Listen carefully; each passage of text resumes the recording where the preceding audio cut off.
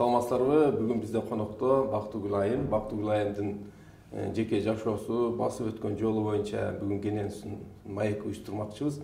Саламатсызбы? Саламатсызбы. Бактыгүл айым, мен сизге мындай суроолор берейин дедим эле.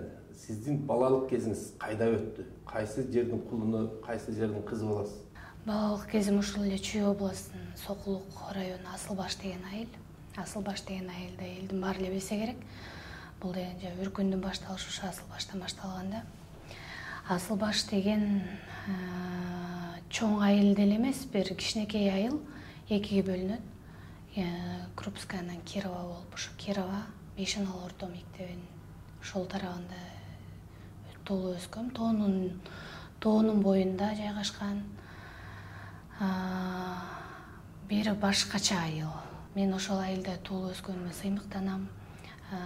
Даңазалайм, бардыгын айтып берем. Фейсбукка да көп жазып калам, биздин айылдан үлгү алгыла депчи. Анткени деген биздин айылдын саясаты бул бир чоң өлкөнүн саясаты. Сиздин балалык кезиңиз ошол айылда эле өттү да, ошол кайсы мектепте окудуңуз? Кандай мектеп болду? Мен балалык кезим ошо Асылбаштан эле 1-класстан 11-класска чейин мектеп алмаштырган жокмун. Бир эле жерде атам менен апамдын колунда, жалгыз кыз деген мен деген кемпир чалдын колунда чоңойдум. Тайенетай атамды апа ата дейм. Өзүмдүн эне атам каза болуп калган.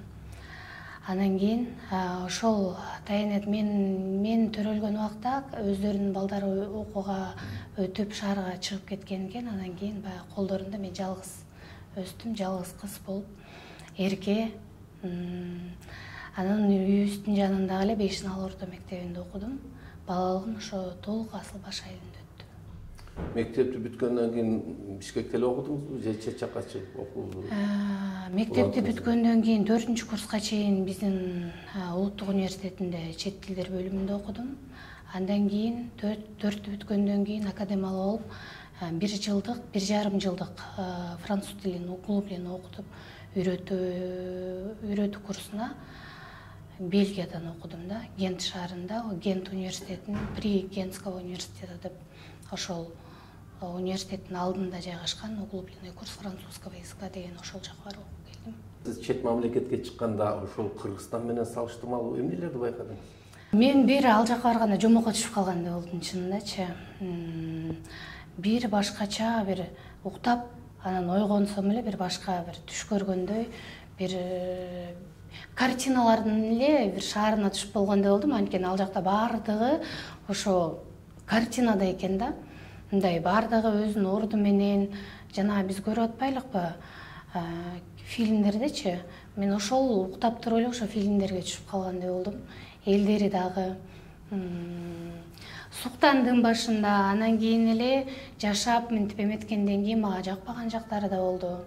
Менталитет боюнча мен түшүнбөстүктөр да болду. Андан кийин көнүп кеткенче ошентип кыйналдым. Андан кийин көнүп кеткенден келбейм деп да чыктым. Ошол жака окууга тапшырып, магистратурага тапшырып, андан ары ошол жака калып калам деп да ойлодум. Анан кийин айырмачылыгы эми асман менен жердей. Мынакей ал жакта ошол мен 10 жыл мурун барып окуп келиптирмин. 10 жылдан мурунку ошол жактын өнүккөн техникалары азыр араң бизге келип атат да. Бул демек биз 10 жылга артта калып атабыз да. Ошондой эле болсо дагы чет мамлекетте жүргөн мезгилде Кыргызстанды бир сагынуу болду да. Сагынуу албетте болот. Көп айтат, ой, Кыргызстанда эмне бар, биз деген биякта жыргап жүрөбүз депчи. Бирок бул деген баягы видимость создает да. Мен ошо ишенбейм, ошо биздин мекендештерге ошол жакта калып, андан кийин бул жака келгиси келбей аткан. Кыргызстанды сагынбайт деп айта албайм, сагынат. Баардыгын эле бул жакта жашагысы келет. Шартка карап эле. Студенттик кезде Кыргызстанда окуп жүргөндө эмне менен алек болдуңуз? Чыгармачылык мененби, же бир саясатка кандайдыр бир? Жок, мен окууну башка бир кызыгуулар пайда болдубу? Школдо окуп жүргөндө көптөгөн активист болчумун да, аябай.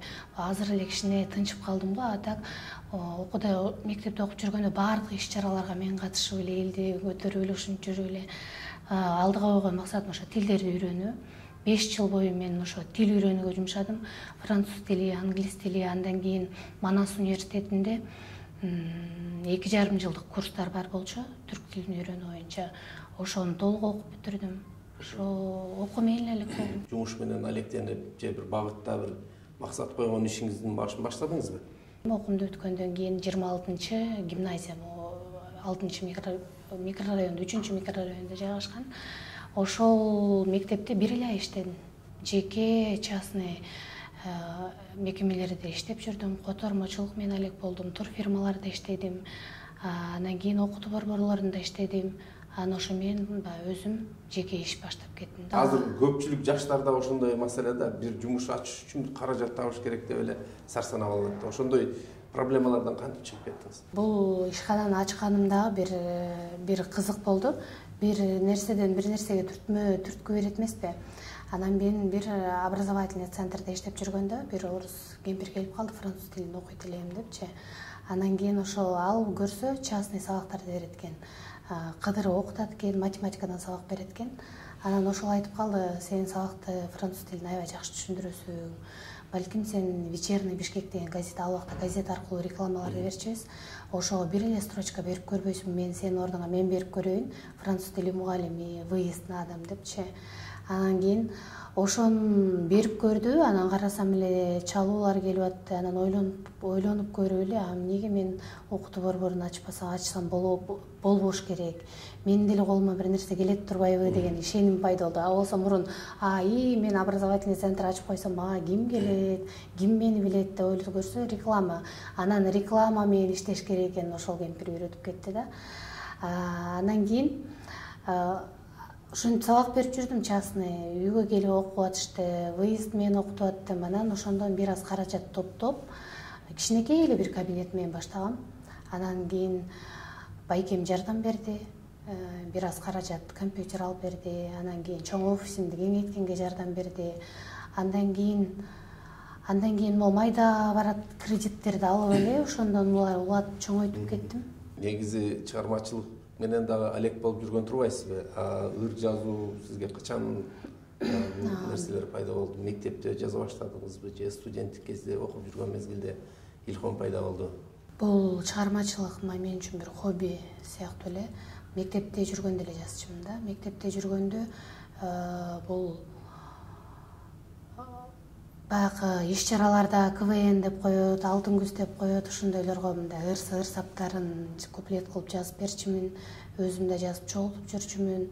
Анан кийинчерээк бул акын жазуучулар менен аралашып кеткенден кийин баягы ырларымды окуп алып, уялып, бирин ыргытсам, бирин калтырып ошентип отуруп, анан кийин ыр жазбайм деп чечтим, кайра жазам деп чечтим. Анан бирок талант деген келе берет экен, ырлар кээде коюлуп калат. Анан жазып калам да, мындай аркасынан кууп чыгармачылык менен алек болгон жок. Чоң саясатка аттанып атыпсыз да. Бул эмне себептен ошол жогорку кеңешке баруу маселени чечтиңиз? Эмне себептен саясатка чоң кадам баштадыңыз? Саясат менен алек болуп атканымды өзүм билген эмесмин. Мөңгүлөрдү беребиз деп чыгышпадыбы? Аябай күрөштүк ошол убактачы. Кайра мен постторду жазып аттым. Эмил Шүкүров маркум кайтыш болуп кетти. Экологубуз бар эле. Аябай ошол эколог менен кайра байланышып, кайра жолугушуп, андан сурап биздеги жаратылыштын абалын. Ошондо бир аябай эметкем да, жүрөгүм түшкөн. Сүрөттөп берген да. Патриоттуулук сезим пайда болду да ошол мезгилде, элди, жерди коргоо үчүн. Пайда болду. Кыйкырып чыктым, макалалар жазып чыктым, интервьюларды алып жүгүрдүм. Ак үйдүн тегеренип жүрдүм. Ошол күздө башталган ызычуу ноябрга чейин барып, анан кийин жалп деп өчтү, берип салышты да. Демек, сиздеги сезим эгер жогорку кеңешке мен барбасам, үйдө отуруп бул маселени чече албайм деген ой пайда болуптур да. 2017-жылы андай ой пайда болгон жок менде. 2017-жылы таарынуу болду. Таарындым. Бийликке таарындым дагы, баягы кыйкырып аянтка чыгып эч ким колдобосо отуруп элдин кайдыгерлигине таарындым дагы, отуруп калдым жашынып. Менде баягы чыныгы мекенчилдик бул азыр болбосо кийин болду, кеч болуп калат деген сезим былтыркы карантин менен пандемияда пайда болду. Карантинде мен ошондо барып баягы мен өзүмдүн оокатымды кылып эле өзүм ишимди кылып эле баягы тегерегиме көз чаптырып көрбөптүрмүн да мен карантинде билдим да ошол биз ушунчалык деңгээлге түшүп кеткенибиз. Карантинде баягы жогорку кеңештин съездин бирин калтырбай көрдүм. Ошондогу трибунадагы болбогон маселелер, ошол жогорку кеңештеги депутаттардын сүйлөп отурган деңгээлдери менин жүрөгүмдү чын эле түшүрдү, ыза кылды. Анан кийин пандемиядагы кайдыгерлиги бийликтин. Анан ошондо бар, анан кийин ошондон баштап мен баягы өзүмдүн жумушумду мындай артка жылдырып коюп эле ошо саясатты аңдып эле саясатмен болуп калдым да. Кандай максаттарды коюп баратасыз? Мен билим жаатына көптөгөн бир мурунтан бери жазылып жүргөн ай ушу жерде оңдо болот эле, ай ушу жери туура эмес эле, бул жери туура эмес эле деген мүчүлүштөр аябай көп. Мен ошол билим жагына көңүл бурат элем да. Анткени биздин мисалы үчүн билимге болгон азыркы кайдыгерлигибиз, бул биз азыр да кеч калып атабыз. Биз азыр катастрофанын үстүндө жашап атабыз. 30 жылдан бери Кыргызстанда эмнеге биз мындай бир өнүгүү жолуна түшө албай келатабыз? Кайра эле революция болуп атышат. Ошонун причиналары эмне деп ойлойсуз? Программабыздын жоктугу. Башында биз ошо көз карандысыз болуп бөлүнгөндө эле бир мамлекеттик идеологияны түзүшүбүз керек болчу да, биз багытты алышыбыз керек болчу. Баягы Советтер Союзунда биз кандай багыт менен жашачу элек? Коммунизмге карай. Коммунизм алгандай биз өзүбүз элестетип алганбыз. Ар бир ошол убакта жаран, ошо Советтер Союзунун коммунизм деген бир бир шумдук нерсе экен деп эле биз ошо коммунизмге карай. Коммунизмге түзүш үчүн коррупцияга барбаш керек. Коммунизмди түзүш үчүн билимдүү болуш керек. Коммунизмде жашаган жарандар маданияттуу болуш керек деген эле ураандар менен кете бергенбиз да. Бизге ошондой мамлекеттик идеология, бир багыт жок болгондуктан биз чаржайып жашадык да. Ар ким өзүнүн өзүнчүлүгү менен эле өзүн ойлоп туруп алгандыгы. Бүгүнкү күндө Кыргызстанда жаштардын турмушка караган көз карашы такыр башка болуп баратат да. Көпчүлүк азыр мектепти бүтпөй эле Россияга кетип эле акчанын артынан эле сая түшүп баратышат да. Буга бир четинен мамлекеттин чабалдыгы ошол элди камсыз кылып бере албаганынан, экинчи четинде жаштардын өздөрүнүн кайдыгерлиги болуп атат да. Сиз ошону кантип ойлойсуз? Кандай багытта биз ошолордун жолуну бир нукка салып кетсек болот эле? Бул негизи деген, бул бизде экономикалык абалдагы аябай таасирин берип атат буга. Мен ошо образовательный центр иштеткенде ошо көбүнчө жайкысын келишет, студенттер келип окуп, орус тилин окушат, көбү орус Россияга кетишет, англис тилин окушат, көбү чет өлкөгө корей тилин окушат да чыгып кетишет. Ооба бели ката элек 18 жаштан баштап 25 жашка чейинкилердин көбү эле басымды ошо чет өлкөгө кеткенге аракет кылып атышат да. Анан ошол окууну жамы бүтүп эле кайра за границага кетем деп келгендерди мен сурайм. Эмнеге кетип атасың, окубайсыңбы? Биринчи курска тапшырып бир 5 жыл окуп ал анан кетсең деле жетишесиң да деген суроого көбүнчө каражат жок дешет да. Мен барып иштеп келем, акча чогултуп келем, анан окуйм дешет да. Анан кийин бирок алар кайра келбейт. Келбей коет да, ошо менен билимсиз калат. Баягы мектепте орто билимди алып бүтүргөн, ошол аттестат менен калып атат. Анан мен бул баягы бул маселени кантип чечсе болот дегенге суроого бюджеттик орундарды бербейсиңерби дегенде, мамлекетте өз билебиз, экономикалык жактан биз аябай аксап турабыз. Буга мамлекеттин алы жетпейт. Бирок муну Европада деле, мисалы үчүн контракт, Европа десе көп ойлошот экен. Кореяда деле, ошол эле Японияда деле баардыгы бюджетти бекер окушат депчи, билим бекер деп. Жок, билим бекер эмес. Аны кантип биз ишке ашырсак болот? Ошо контрактка дагы студенттер кыйналбай окууну бүтүп тапшырып кеткенге мамлекеттик кредиттер болуш керек экен, насыя. Студенттик насыя, бул проценти жок, же болбосо проценти 3%дан ашпаган кредиттерди, бир канча сумманы мамлекет ошол студенттик кредит деп өзүнчө мекеме ачып туруп бөлүп коюш керек экен дагы.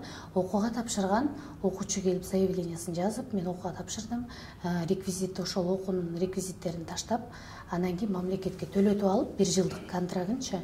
Анан кийин эми студенттер бизде окуу деген эртең менен саат 8ден кечке чейин боло бербейт да. Эртең менен саат 8ден баштап кечки түштөн кийинки 2ге чейин ашып кетсе окушат. Андан кийин эле көп эле студенттер бизде иштеп жүрөт, тейлөө тармактарындачы. 1 жылдык контракт орто эсеп менен алганда бир 50 000 сомду түзсө, муну мамлекет төлөп берсе алдын ала, эн атасына дагы жүк болбойт эле. Баягы студент дагы мен окуя калам деп кабатыр болбой келип өзүнө окууга тапшырганга мүмкүнчүлүк алат эле. Бирок аны баягы кошумча жумуш менен иштеп отуруп 1 жыл ичинде төлөп бүтмөк. Айына бөлүп көрсөк, 10 айга бөлүп көрсөк, айына 5 000 сом чыгат экен. Бул 5 000 сом азыркы тейлөө тармагында иштегендердин айлыктары бир 15ге чейин, 20га чейин жетет. Негизичи студенттердин баары ошол тармакта иштейт. Демек ал эн атасына эч кандай кыйынчылык жаратпай эле өзү эле төлөп коет экен да. Биз ошол мамлекеттен бөлүнгөн студенттерге арналган насыя кредит деген мекемени ачышыбыз керек. Же болбосо Айылбанк же РСКга чыгарып беришибиз керек да, пайызы жок. Же болбосо 3% менен. Ал бир эле мамлекет бөлүп коет, болду, ал акча айланып эле кайра өзүнө түшүп эле айланып, кийинки студенттерди окутуп алып, кайра кийинки бүткөнүн окутуп алып эле, бул мынакей биз деген баягы заграницага чыгып кетип аткан потоктун алдын алат элек да. Чыкпайт эле. Көбү ошол контрактты төлөй албагандан эле кетет. Алар кетейин деп ойлобойт да. Алардын ошол мен ошолордун көздөрүнөн көрүп турам, окуусу келип турганычы. Баягы эн атасын аягандыктан, же болбосо шартты түшүнүп турат, 40 000 деген оңой акча эмес. Кайбир үй-бүлөлөргө көрчү. 40 000 дароо төлөш керек деген да бизде ошондой бир эме бар экен, мыйзам бар экен университеттечи. Бөлүп төлөөгө эч кандай шарт түзүп бербейт экен да. Же болбосо университеттердин өздөрүн эле айтыш керек, анда кредит сыяктуу кылып бөлүп койгула контрактты. Ай сайын келип төлөп турсун депчи.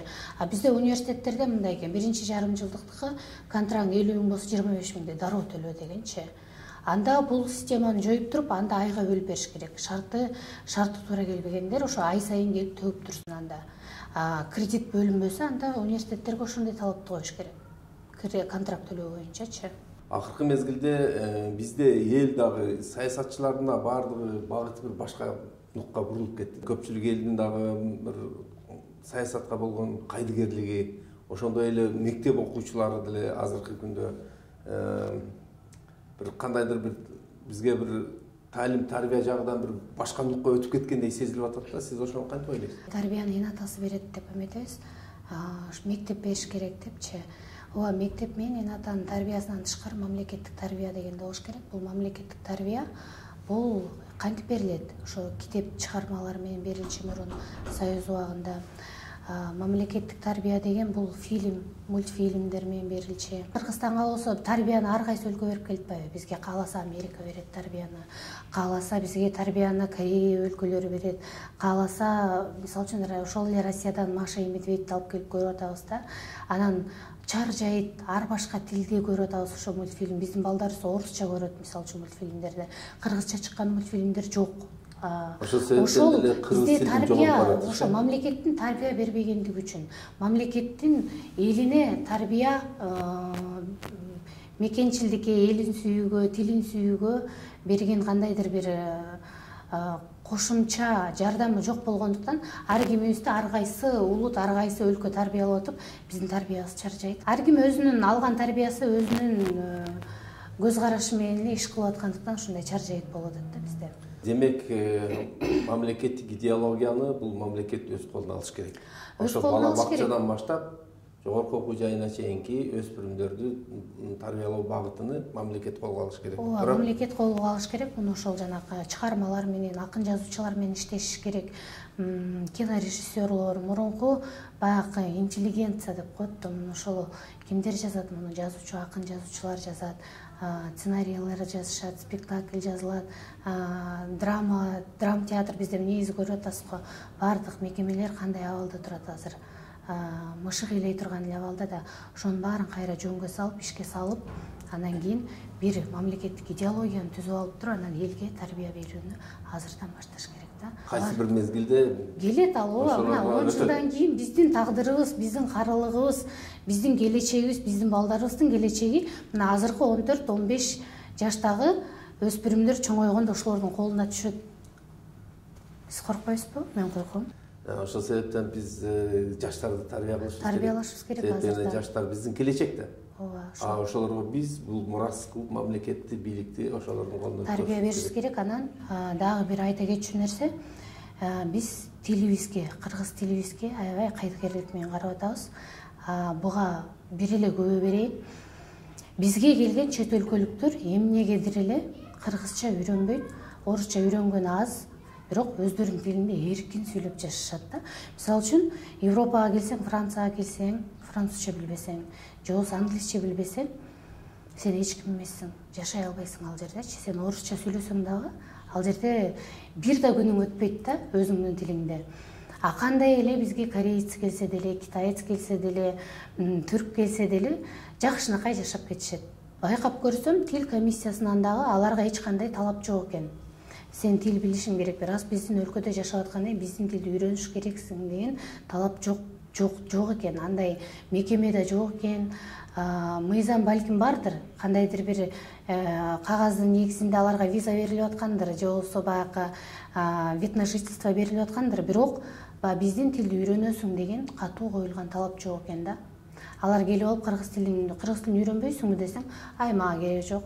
Мага орус тили деле кереги жок. Биякта баары эле кытайча сүйлөп атпайбы? Биякта баары эле түркчө сүйлөп атпайбы деген неме менен кайдыгерлик менен жүрө берет экен. Биз дагы кайдыгер экенбиз. Биз алар менен тескерисинче түрк менен түркчө сүйлөшкөнүбүзгө сүйүнөт экенбиз. Кытай менен кытайча сүйлөшкөнүбүзгө сүйүнөт экенбиз. Биз ушул түшүнүктү жокко чыгарышыбыз керек дагы. Келген ар бир чет өлкөлүктөн биздин тилибизди үйрөнүшү керектигин талап кылышыбыз керек. Буга мамлекет көңүл буруш керек. Көңүл бурбасак биздин тил баягы кандайдыр бир тилибиз жоголуп баратат да, жоготуп алабыз. Демек, жаман үйдүн коногу бийлик болуп, бүгүнкү күндө бийлик бутактарынан ошол көзөмөлдөбөй турган нерсе турбайбы? Эгер сиз жогорку кеңешке барсаңыз, Кудай буйрса ушул маселелерди иш жүзүнө аткара аламын деп ойлойсузбу? Мен бул маселени долбоор катары иштеп 2017-жыл бергем. Биздин мамлекеттин тил комиссиясында кыргыз тил мамтил деп чыгат, өзүнчө бир агенттик бар. Тил комиссиясына мына азыр Мусаев агайыбыз келди. Мен ошол мекеме иштетсин деп бул долбоорду жазып, бир чоң папка кылып колдоруна бергем да. Бизге келген иностранецтерди окутушсун, талап кылышсын деген талап менен берген, бирок бул ишке ашкан жок. Жооптору мындай болду да: биз иностранецтерди чочутуп алабыз депчи. Алар келбей коет деп ушинтет да. Чет мамлекетке барса, каалайсызбы, каалабайсызбы, 6 ай ал жерде тил үйрөтөт да. Ошондой 6 ай эмес, аларда 2,5 жылга түзүлгөн программа менен окуйсуң. Каалайсыңбы, каалабайсыңбы окуйсуң. Аларда уровень деңгээли менен бөлүнөт. 1-чи деңгээл, 2-чи деңгээл, 3-чү деңгээл. Анан кийин баягы ал жакта мамлекеттик кызматтарда иштей турган болсоң, дагы бир деңгээлде өтөсүң, экзамен тапшырасың. Бунун дагы еще жакшы бир жери, биздин өлкөдө жүргөн ар бир чет өлкөлүк ошол тил комиссиясына келип тил үйрөнөт да. Тил үйрөнгөндө булар күнүгө келишет, же болбосо жумасына жок эле дегенде 3 жолу келип окушат. Значит, биз контролдоп да тура алабыз да. Алардын эмне иш кылып атканын, мугалимдер, кыргыз тили мугалимдер сүйлөшөт, сурайт, эмне иш кылып атасың. Баягы сүйлөшүү негизинде эле биздин көзөмөлүбүздө турат да, ал чет өлкөлүкчө. Азыр бизде көзөмөлгө алынбагандыктан Казакстанга чыгып келишет, 3 айлык виза жок экен биздечи. Жок да, чет өлкөлүктөр келе берет, кайсы бир өлкөлөргө уруксат берилген. 3 айга чейин визасы жок жүрө берет дагы, уруксат берилген. Алар анан 6 айга созулуп баратканда Казакстанга чыгып келишет дагы, анан кайра 3 ай жашап жүрө беришет экен, каттоого эч жерге турушпайт. Биз көпчүлүк чет өлкөлүктөрдүн эмне иш менен алек болуп атканын билбейбиз да. Балким алар келип бизге кандайдыр согуш даярдап атат. Балким алар келип бизге бир кандайдыр кыянаттык кылып атат да. Биз ошого көңүл бурбайбыз. Анда Бактыгүл айым, иштериңизге ийгилик каалайбыз. Бараткан кадамыңыз арыштуу болсун. Кудай буйрса Кыргызстан мамлекетинде жогорку кеңеште сиздей айымдар болуп калса, ушул биздин балдардын келечеги, билим берүү багытындагы алып бара турган иштериңизге чоң салымыңыз кошулат деп ишенебиз. Ишиңизге ийгилик болсун.